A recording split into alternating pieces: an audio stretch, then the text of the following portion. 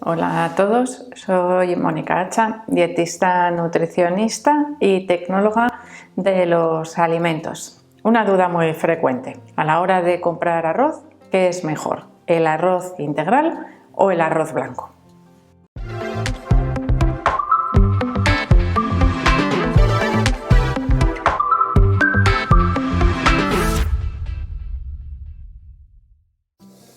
Cuando vamos a comprar arroz, las variedades hasta hace poco tiempo más frecuentes eran el arroz redondo o el arroz largo. No solíamos encontrar muchas más variedades de arroz.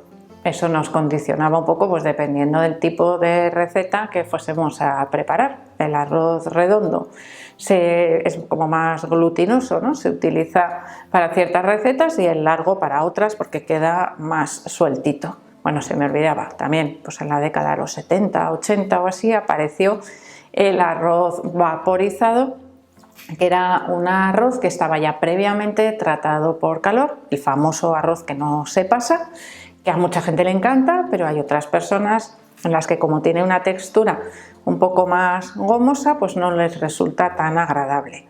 El arroz vaporizado también podríamos hablar de él, que resulta muy interesante para reducir la cantidad de hidratos de carbono o de almidón, o la glucosa que se absorbe de ese arroz. Ya sabéis, si queréis me lo podéis dejar en la cajita de los comentarios. Hoy vamos a centrarnos en esos dos tipos de arroz, el arroz integral y el arroz blanco. Bueno, el arroz integral comercializado como tal, pues apareció más recientemente con esas recomendaciones de frecuencia de consumo de alimentos que nos dicen que debemos priorizar el consumo de cereales integrales. Y claro, el arroz es un cereal y por lo tanto tengo que comer arroz integral. Bueno, pues vamos a ver que igual no es tan necesario como lo pensamos y además igual no es tan beneficioso como pensamos el consumo del arroz integral.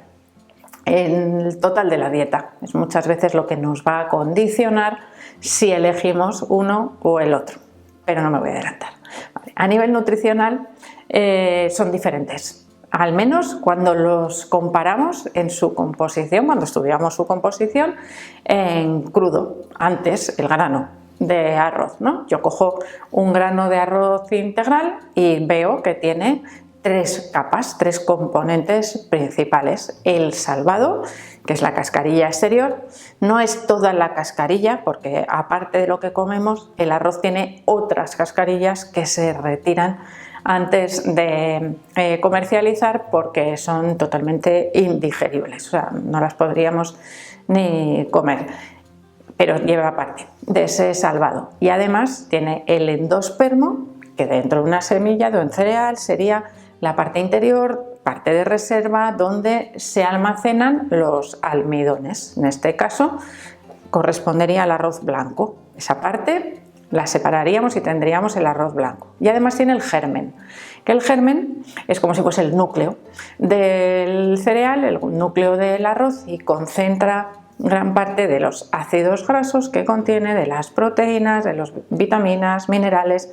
Es decir, es lo que proporciona al grano su mayor composición nutricional, es decir, más variedad de nutrientes del grano integral al grano refinado, al arroz blanco de toda la vida, el que hemos consumido frecuentemente. ¿A alguien se le ha ocurrido, bueno, supongo que si consumís arroz integral igual sí, pero alguien ha visto paellas, por ejemplo, preparadas con arroz integral, sushi preparado con arroz integral, risotto con arroz integral? Os estoy diciendo recetas tradicionales de diferentes lugares en los que el ingrediente principal es el arroz y nunca es integral. ¿Por qué? Porque a la hora de cocinar el arroz integral no da el mismo resultado que el arroz blanco, que tiene unas características especiales, bueno, pues de liberación de esos almidones, de absorber sabores, de hacer las recetas cremosas, es decir, todo aquello que se utiliza en esas recetas o por lo que se utiliza en esas recetas tradicionales. Un postre, el arroz con leche, intentar hacerlo con arroz integral, a ver lo que os sale, de cremoso nada, estará muy rico, pero no tiene la cremosidad que tiene el arroz con leche hecho con arroz normal, con arroz refinado, como se suele llamar. ¿Por qué de repente el arroz empezó a tener muy mala prensa? Bueno, por un lado, por su cantidad de hidratos de carbono, que evidentemente hay que controlar. En función de nuestro gasto tendremos mayor o menor consumo de hidratos de carbono para ajustarlo a los requerimientos energéticos. Pero eso independientemente de si lo comemos refinado o si lo comemos integral. Pero esa palabra refinado tiene ya una acepción negativa, porque se asoció también, o se ha asociado muchas veces, el arroz blanco con los famosos venenos blancos, el azúcar, la sal, el arroz, las harinas. Pues no son todos iguales, evidentemente, y todo dependerá del consumo que se haga de ellos y de cómo se utilicen. Pueden resultar perfectamente saludables si se consumen en las cantidades adecuadas. Eso ya sabéis que os lo he dicho 1.000.000 de veces. ¿Qué pasa cuando cocinamos el arroz?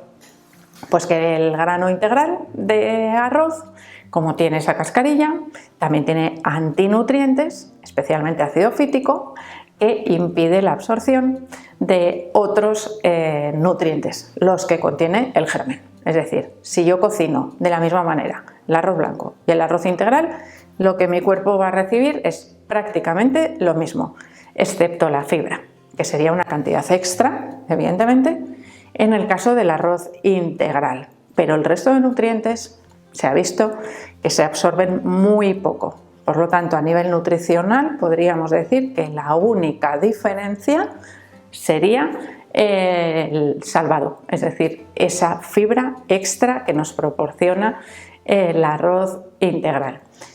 Y si yo te digo que si tú llevas una dieta rica en fibra, es decir, abundante en frutas y verduras, legumbres, frutos secos, semillas, no importa que tomes arroz integral, disfruta del arroz blanco, porque ya tu dieta tiene suficiente cantidad de fibra, no necesitas ese extra del arroz integral.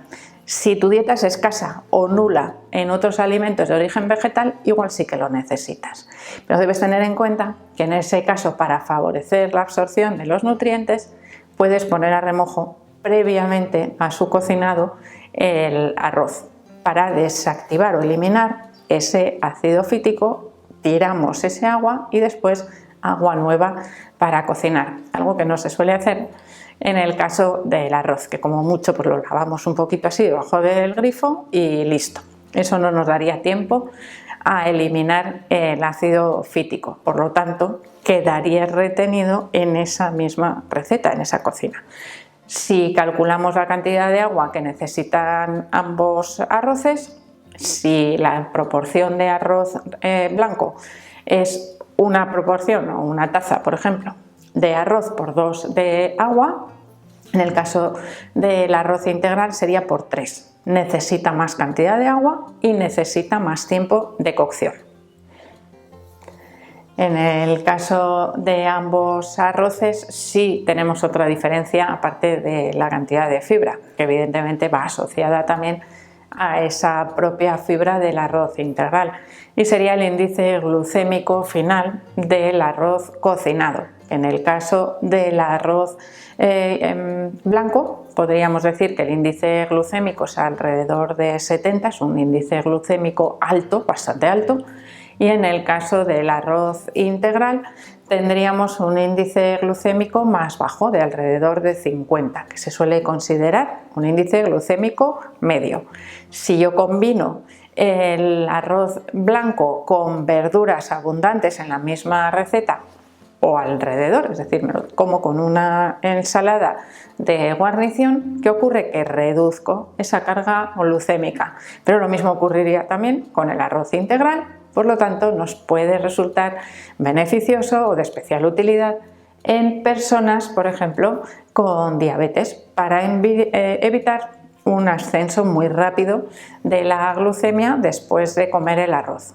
Pequeñas cantidades, es decir, menos arroz por cada receta, que no sea el ingrediente más habitual. En vez de arroz con verduras, podemos preparar verduras con arroz y de esa manera pues mejoramos esa carga glucémica de las recetas que estamos preparando y nos permitiría en ambos casos pues introducir, aunque sea el arroz, en pequeñas cantidades, que por supuesto que es un ingrediente prescindible, pero algunas veces ya sabemos que la vida social, pues vamos a comer a algún sitio, hacemos, bueno, nos puede forzar de alguna manera a introducir pues este tipo de recetas, ¿no? Y entonces tenemos que saber también cómo mejorar esa absorción de los nutrientes que nos proporcionan, en este caso cómo reducir, ¿no?, ese paso a sangre tan rápido de la glucosa que obtenemos del consumo de arroz. Bueno, diferentes estrategias que podemos utilizar,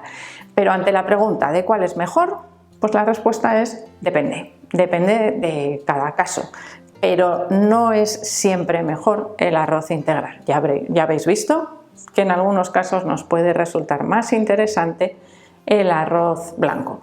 Así que espero que lo tengáis en cuenta todo lo que os he contado a la hora de hacer la compra y de cocinar vuestras recetas de arroz. Así que espero que le deis al like del vídeo, no dejéis de suscribiros al canal y espero seguir viéndoos a todos en los próximos vídeos.